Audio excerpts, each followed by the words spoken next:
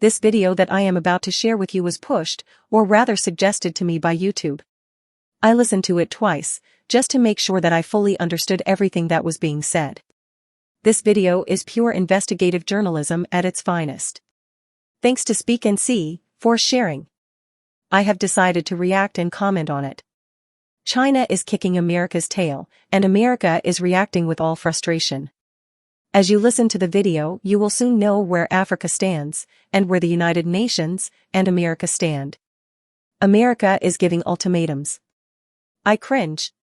So, China has decided to give Africa some respect and due diligence it deserves on a global scale, and it is willing to pay market value for resources, and this has somehow enraged Western countries, who as a whole have conspired to lowball and devalue Africa, for the sake of global financial interests.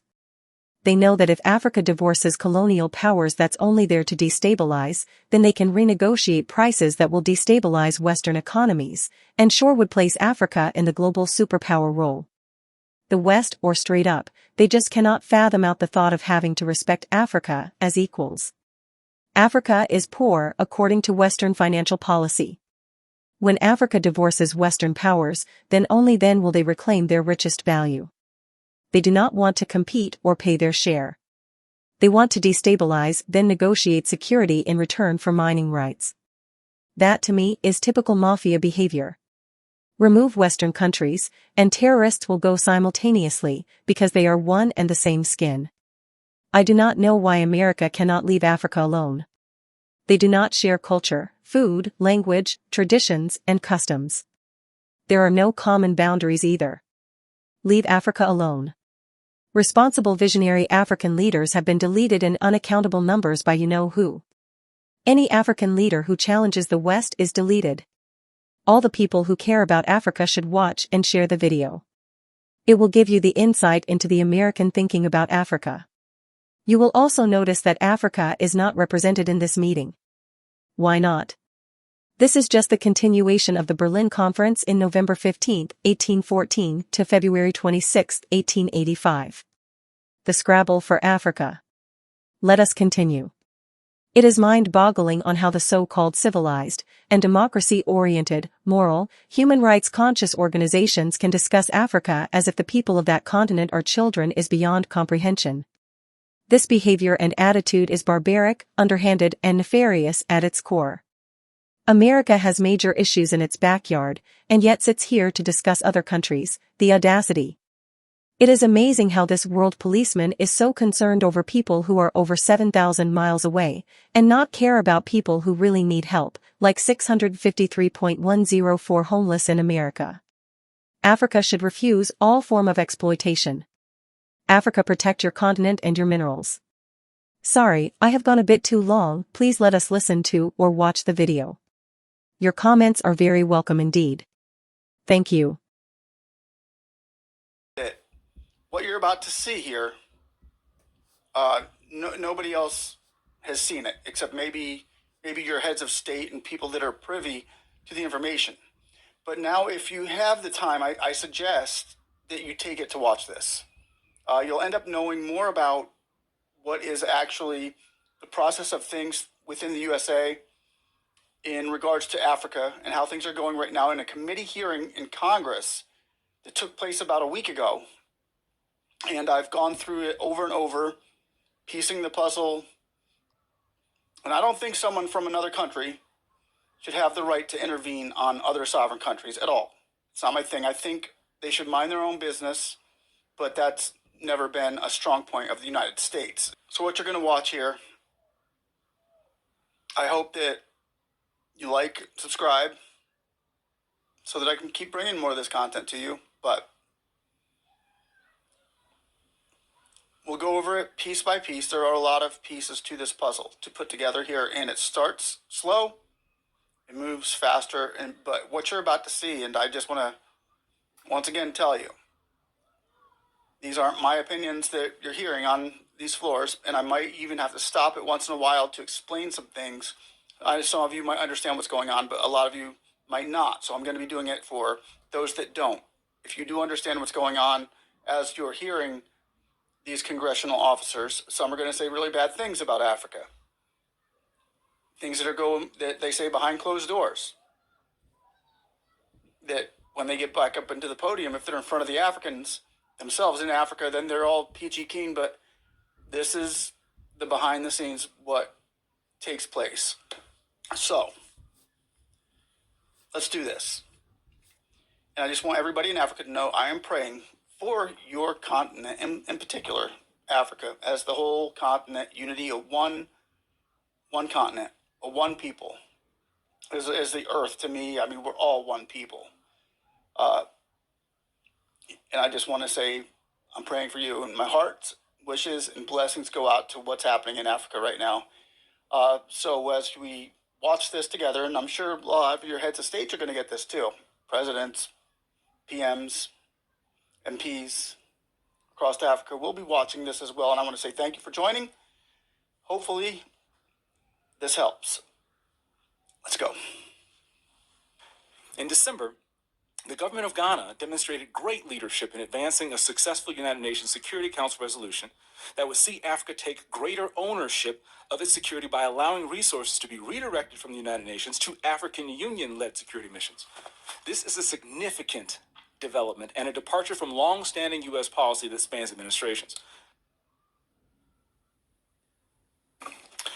Good afternoon. Thank you for your patience.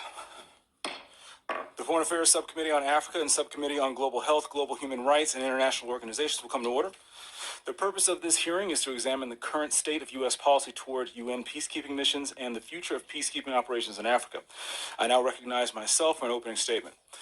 Last weekend, 30 people were killed in attacks in central Mali. Over 120 armed groups operate in eastern DRC, causing record displacement of civilians, and the Wagner Group is committing atrocities and dominates state institutions in the Central African Republic.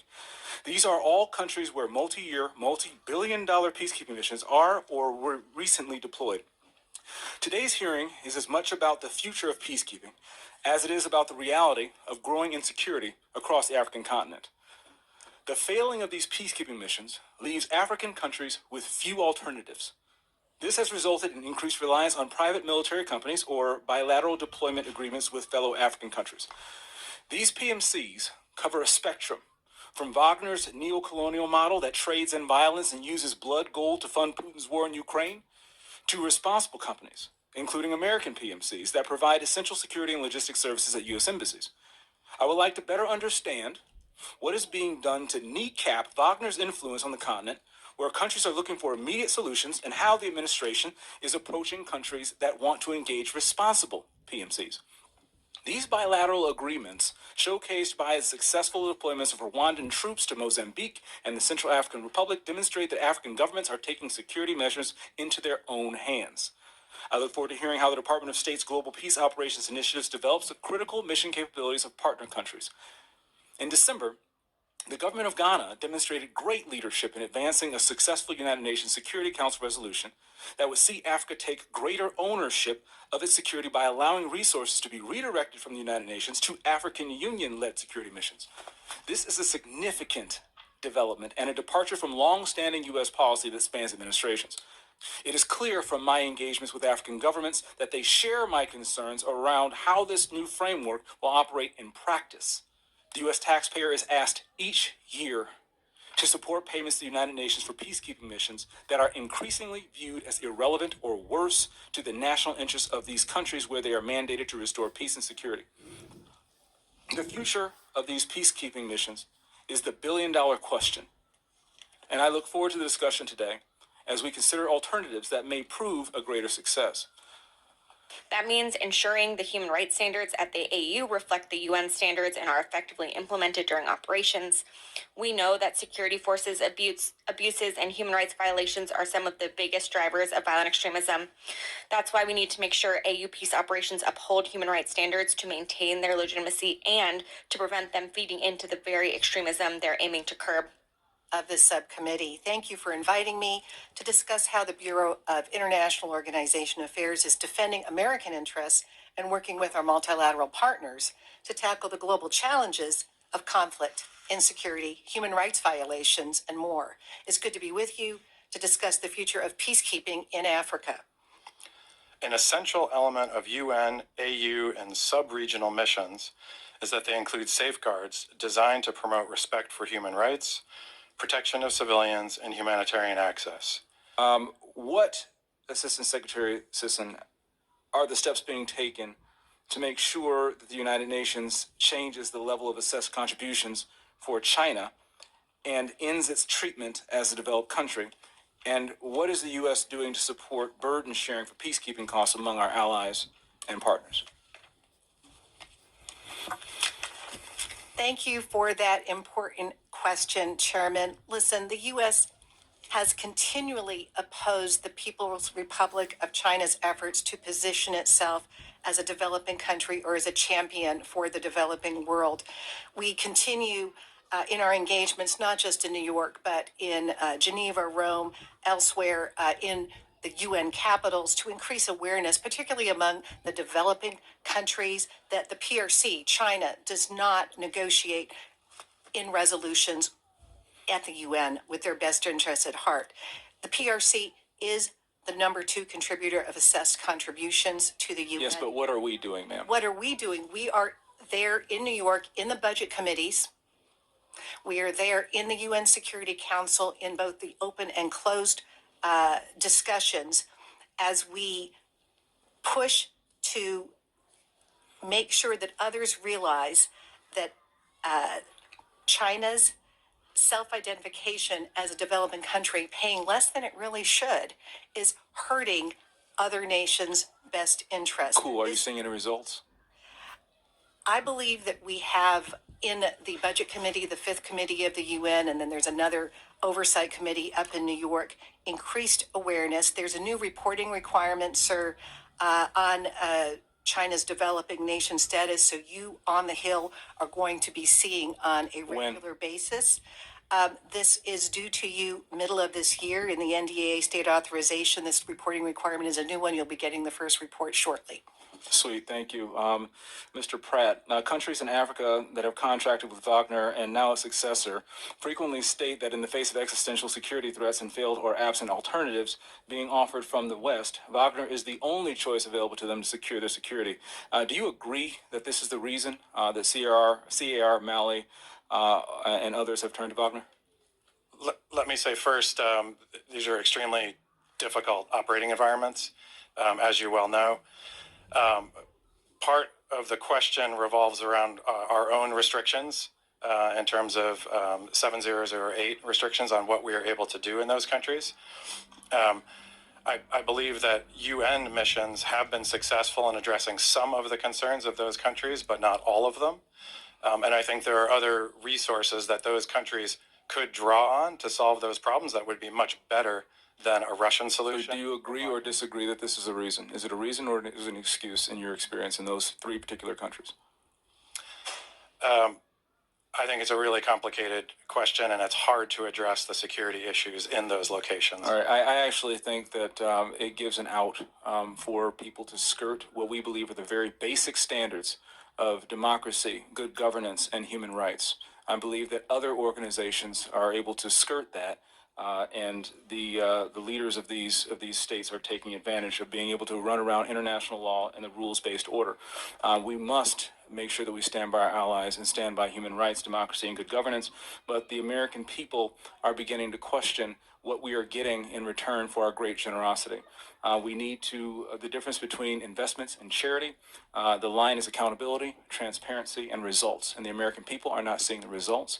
And so hopefully in the minutes that we have in here, you can give us better answers than maybe, and it's complicated. We know it's complicated, but you're here to help us find answers so we can support the overall mission. I reintroduced my bill, the United States Commitment to Peacekeeping Act, that would repeal our 25% cap on U.S. contributions and allow the U.S. to pay its full dues. It also encourages the U.S. mission to redouble its efforts to make progress on a range of peacekeeping reform initiatives. Assistant Secretary Sisson, do you think this proposal would be useful for advocating for U.S. priorities at the UN? And if so, why? It's a very important question. Really important that we take these steps to meet our financial obligations, particularly when our strategic competitors, but PRC, China is at the top of the list here, use this against us, not only in open sessions of the Budget Committee, but believe me, behind our backs when they are talking to and with developing countries. So our job is to lead at the UN. Our job is to push the UN to be better. Through reforms to make the UN better, we've got to not only be there at the table, we've got to have that credibility. So we need to push back against the PRC. We need to pay our bills in full and on time. We're in January now. This conversation with you is an important milestone, as is the AU Summit. Thank you. If you could emphasize with your African interlocutors how important it is on a bipartisan way, bicameral way, that these issues be addressed very robustly. You know, I often find that there's lip service by some, and I'm not saying they're paying lip service to it, but and then when it gets down to, is it really serious? Are you really committed? Do you care for that 13-year-old who's about to get raped and abused? Well, we have to, and we do, and I know you do, so please do everything you can to let them know how important we think it is in the U.S. Congress. And I would say that's the executive branch view as well, but they need to know that we care about that very, very seriously. Thank you. Yes, sir. And on that question of does the AU understand this, that is why this took so long, getting the AU to sign on to its own framework on the conduct and discipline. This sexual exploitation and abuse, trafficking of persons is part of that. Thank you. Well, they're going to need to put their money where their mouth is. The chair now recognizes Ms. Wild. Thank you very much. I want to question. I have questions for both of you, so I'm going to kind of combine it all and then let you answer. I mentioned in my opening remarks UN Security Council Resolution 2719 and the importance of expanding UN-AU cooperation. Assistant Secretary Sisson, I'd like you to speak to the significance of the resolution and its implementation.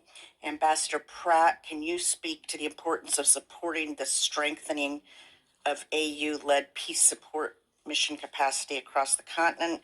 And either or both of you, can you touch on why a robust U.S. commitment to peacekeeping is critical, specifically for countering malign Russian influence in conflict areas? Thank you. So on this new resolution, 2719, and again, it's great to be here today to get your input directly. African countries were demanding new tools. We worked with the AU to come up with this framework. It is a framework. Now we've got to go to implementation. But we agree that what we were seeing in the field was beyond what traditional UN peacekeeping was set up to do. The violent extremism, the non-state actors, the use of IEDs, the disinformation. So these African Union peace support operations that now will be partially funded once authorized by the UN Security Council, they reflect the need for African leadership. It's clear that UN peacekeeping didn't have all of the answers. We will be looking, as Jonathan had also mentioned, at where does this make sense?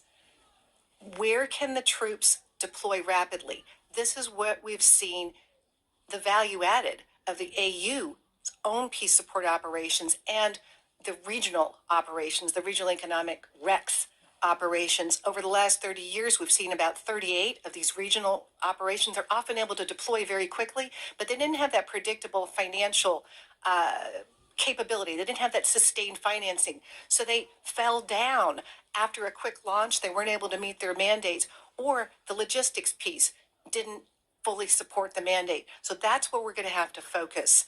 On I'm going to stop you there for a second because I want to give Ambassador Pratt an opportunity here, if you could, sir. I think that's exactly right what the Assistant Secretary is saying. We want to be able to work with sub-regional organizations to be more nimble if they have an AU mandate. And I think they'll be able to respond more quickly. Historically, as I said in my statement, we've been able to support African countries in training and equipping themselves and ensuring that they've got safeguards in terms of their behavior and conduct in these locations. Part of the hearing is also focused on how we use companies to fulfill some of the logistical and training roles, and we've done that successfully in several locations. And could both of you just comment briefly on the importance of this commitment for countering malign Russian influence? So when we saw the host country consent disappear in Mali for the UN peacekeeping mission, and I traveled out to Mali a couple of years ago myself to look at how that operation was going. I fear the worst for the civilian population of Mali. I do not believe that the transitional government had that interest at heart when they brought in Wagner and pushed out the peacekeeping mission. But now we've got this new tool to look at where we can deploy African peacekeepers with this new use of UN assessed funding for the AU peace support operations. I believe that the African neighbors, the African partners are heavily invested.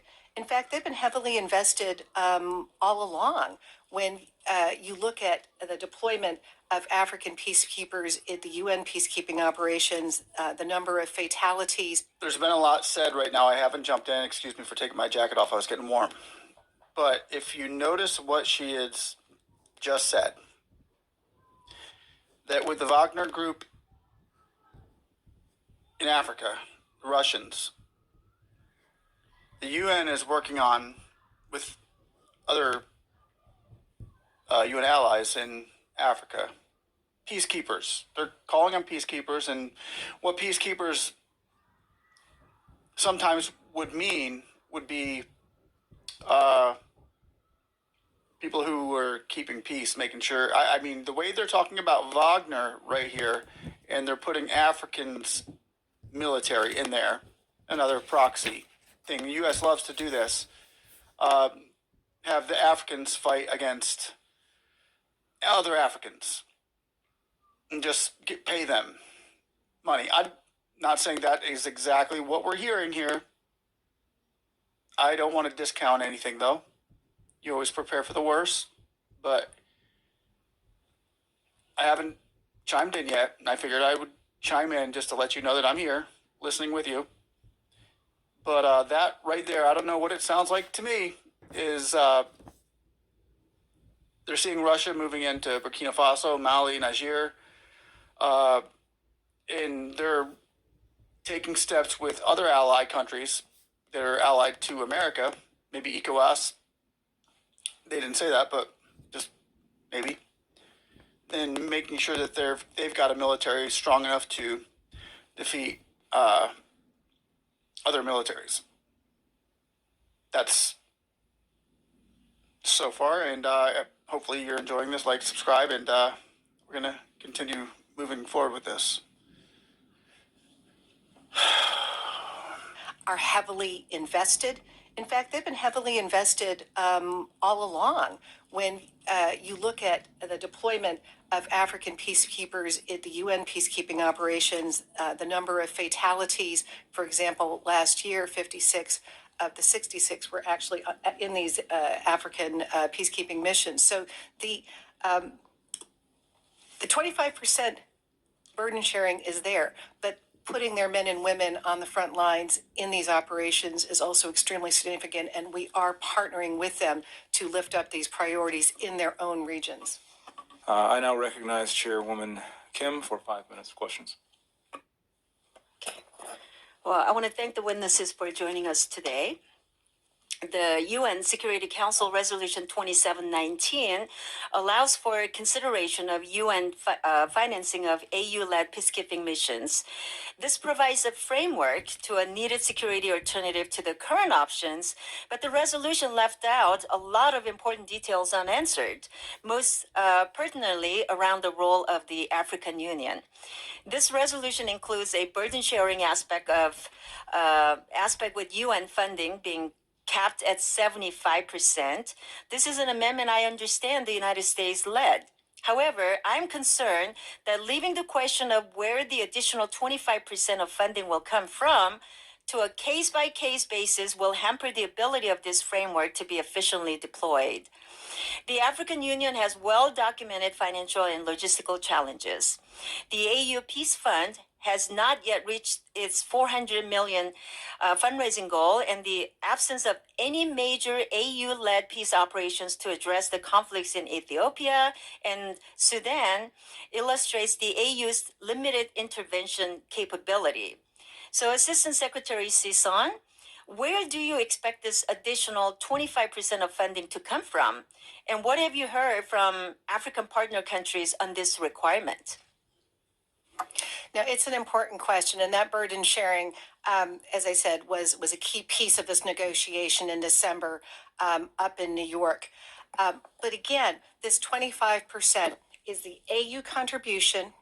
It is in-kind contributions, and we expect the UN member states and the AU member states to go out to other countries, to others, and look for voluntary contributions. And I think that should not be underestimated. The United States is not the only country in the world that really is very concerned about these complex crises, the violent extremist organizations, the terrorists operating in a number of locations in Africa. So I do believe that other countries are going to come up and support. For what I'm reading, the president of South Sudan is very determined to hold these historic elections. UNMISS has assessed that several conditions must be in place by April 2024 to hold elections by December. If those conditions are not met, it is unclear how the mission will proceed. Principal Deputy Assistant Secretary Pratt, if UNMISS assesses the elections are not feasible, would you recommend to the government to postpone the elections again? I agree with you. Welcome to the meeting where the United States gets involved in other elections and lets other countries know you can vote this way. This is how you're going to do it. You can't vote the other way, or we're going to get involved. Another overstepping of their boundaries, I think, but I don't know exactly what's going on in Sudan, how bad it is. But is it the United States business, honestly? Once again, these are what's going on behind closed doors. It's open to the public, don't get me wrong, but you got to dig deep for this information, so deep that they don't want you to find it. But when you find it, it usually is too late. Here we found it, we caught it early, so this is just one other example right here, what you're seeing of America's involvement where maybe it shouldn't be. Let me know what you think. I'm going to keep on going. It has some pretty chunky pieces of information here. So hopefully you're enjoying or paying attention at least. Have to be in place for the election, and we would be very concerned with a scenario where support and funding goes into a mission when they're not ready for that election. And so we need to see the conditions in place for that election to occur. If they insist, how can the U.S. assist them? I think there are a lot of tools that are at our disposal, especially diplomatic pressure and political pressure from all of the partners. It's been an extremely challenging scenario that you described in order to get them to those outcomes, but I think we have to have teeth behind the tools that we're deploying to get them to move to prepare properly. UNMISS's mandate is up for renewal in the UN Security Council in March. As discussions around the mandate renewal continues, how is the U.S. working to ensure that UNMISS has tools, resources, and authorities necessary to mitigate the risk of violence before, during, and after these potential elections? A recent hardship to peacekeeping missions has been eroding host country consent. How can the U.S. government and international bodies and partners better recognize the signs and respond to concerns before relationships erode to the point of mission conclusion and drawdown?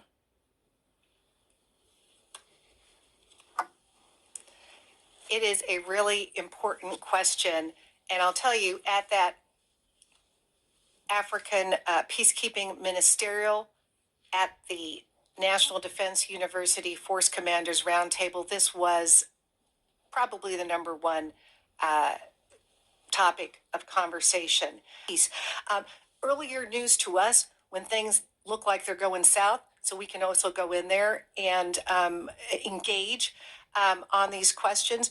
But this also goes back to look at what these strategic competitors are doing. And here we're going back to the Wagner question. Clearly, some of these countries are not interested in protecting civilians. Some of these countries are more interested in corrupt mining deals or other reasons to have Wagner and similar non-state actors in there. Thank you, Mr. Pratt. What other factors would you add to that in Mali or Somalia or the DRC are contributing to the erosion of host country support for peacekeeping missions?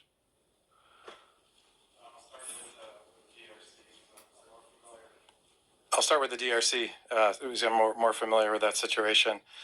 I think there are regional political concerns and tensions between especially Rwanda and Congo. And I think, unfortunately, the UN mission there has been politicized to some degree. But I'm confident that both sides continue to see value in the mission and playing specific roles that can be defined in terms of verification, monitoring, and implementation of a peace agreement. So I think as they see value in the mission, there will be continued consent. There is an ongoing discussion, as you know, on the MONUSCO mission on a responsible drawdown. And we're encouraging that very much to make sure that we're not losing tools that could be very valuable. The situation in Mali is much more complicated because the government essentially lost confidence in their ability to carry out the mission against very challenged counterterrorism environment. And so that was an unfortunate decision because that mission, as you know, was implementing a broader peace agreement with the Algiers Accord. So it's an unfortunate loss, frankly. And so, what specific tools are you using to make sure you are actually recouping some of the assets that are there?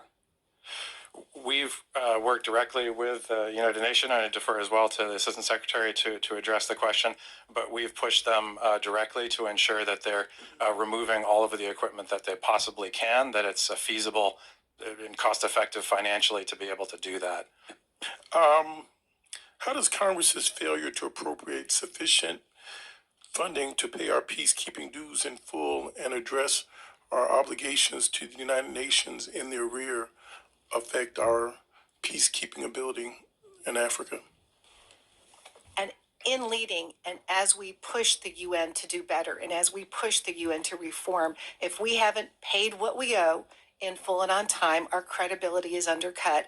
And particularly, People's Republic of China will not hesitate to call us out, whether it's in a budget meeting or in their conversations where we are not present.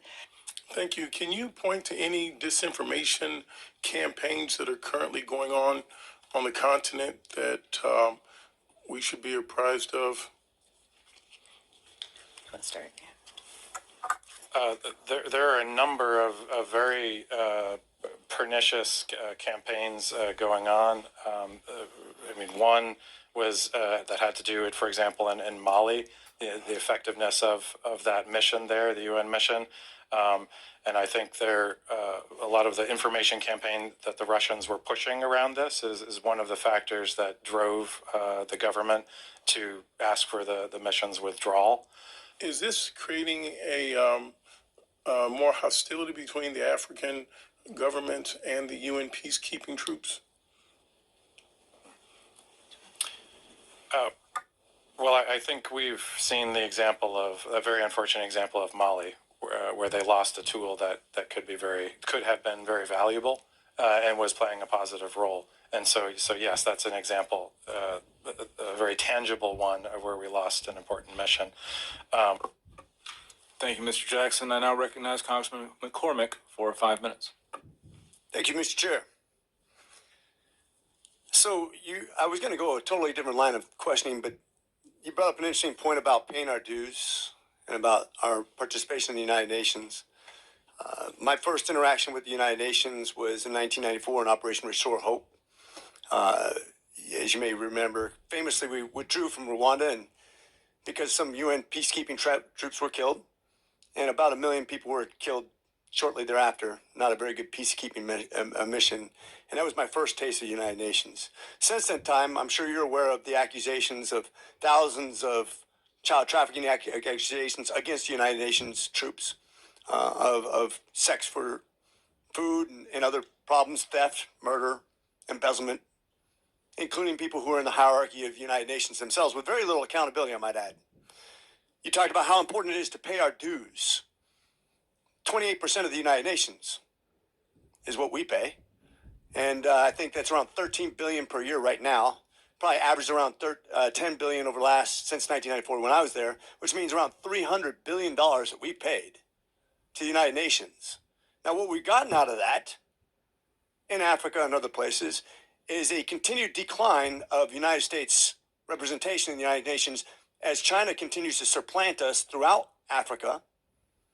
When these countries are voting against us actively, that they're taking China's side constantly in United Nations votes, as well as their demeanor, as well as their support for people who are not only anti-U.S., but also anti-Semitic, anti-Israel, going against our own strategic views worldwide. I'm not really sure why we have to make sure that the United States is paying our dues when the United Nations continues to be increasingly anti-U.S. interest.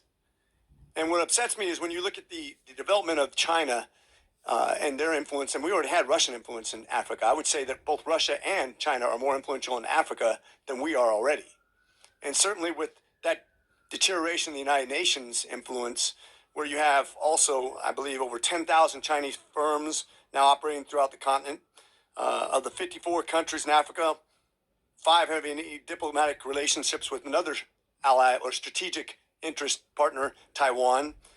25 countries backed China over the Hong Kong National Security Law in 2020. In 2019, countries in Africa constituted about half of the 37 nations on a letter defending China in the Uyghur genocide. Clearly, we're losing our influence on the world stage. And not only are we losing our influence, but we're funding it to the tune of 28% and $13 billion per year. So I want you to defend your statement when you say it's important to pay our dues to an organization that I'm seeing becoming more increasingly contrary to our strategic goals. Of course, we share those costs in UN peacekeeping missions with other member states. So the most recent 2018 GA. I'm sorry, we're about to run out of time, and actually making good points, and I'll give you credit for that. But what I will say is that if we're going to do our fair part in funding the United Nations, they have to be far more accountable to our interests, not just in peacekeeping, but in everything they do. And I mean everything they do, because we've also seen them support people who actually actively participate in war against our allies, including Hamas, which just came up. So I just want to make the point that just because you do some good doesn't mean you necessarily align with our strategic outlook. And if we're going to bear the burden of the vast preponderance of funding this organization, it needs to come more in line with what we're trying to achieve. And with that, I yield. Thank you, Mr. McCormick, for your very important, salient questions. I now recognize Congressman Baird for 5 minutes.